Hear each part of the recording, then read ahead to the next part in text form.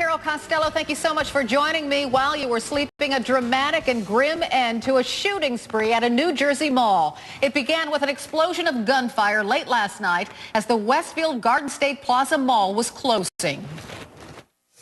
They were boom, and then another boom, and then another last boom right after that, right after the second one, and then glass everywhere. Glass, but no casualties, despite a thick crowd of shoppers and mall employees. So police now say there's a bizarre possibility the shooter may not have wanted hurt anyone. Instead, he may have wanted someone to kill him. With the discovery of his body, it appears he failed. CNN's Poppy Harlow has worked the story overnight. She joins us now from Paramus, New Jersey. Good morning. Good morning to you, Carol. An absolutely horrific scene unfolded behind me last night at about 9:20 p.m. That is when 20-year-old Richard Shoop, who comes from just a few miles away from this mall in New Jersey, entered the mall carrying a rifle that police say was altered to look like an AK-47. He shot 6 rounds, ultimately, though, only killing himself. Chaos at a shopping center in New Jersey overnight. We heard 4 gunshots. And everybody was scared, everybody was panicked. So we took everybody, we went in the back of the store, we locked ourselves in with 13 people in total, including me. Hundreds of police, SWAT, and emergency teams swarmed the Westfield Garden State Plaza Mall in search of a gunman who authorities say fired 6 rounds just before closing time. The gunman, 20-year-old Richard Shoop, was discovered dead just after 3 a.m. His body found lying in a remote area of the mall. Authorities say he had a self-inflicted gunshot wound. Originally from Washington Township, New Jersey, now living in Teaneck, New Jersey. He's 20 years old, and his body was discovered at 3:20 a.m.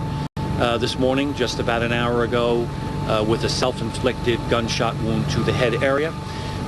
He himself went to the area where he did this. It was in a very difficult area of the mall, behind some construction. No one else was injured in the shooting. State police say the gunman apparently fired shots at security cameras. He was actually wearing a red and black motorcycle helmet. The visor was actually lifted up, so I was actually able to see his face. He was a white male. He was wearing a full leather suit. He wasn't really aiming at anything. He kind of just had the gun in his hand aimlessly, and he was walking a little bit past the Apple store. He wasn't yelling. He didn't seem angered. He was kind of just walking. Authorities say Shoop was carrying a rifle modified to look like an AK-47, stolen from his brother. It would look like an AK-47, but it is not an AK-47. It's where you take the handgun and you modify it to make it look like something that it's not. But it is a lawful gun, owned by the brother.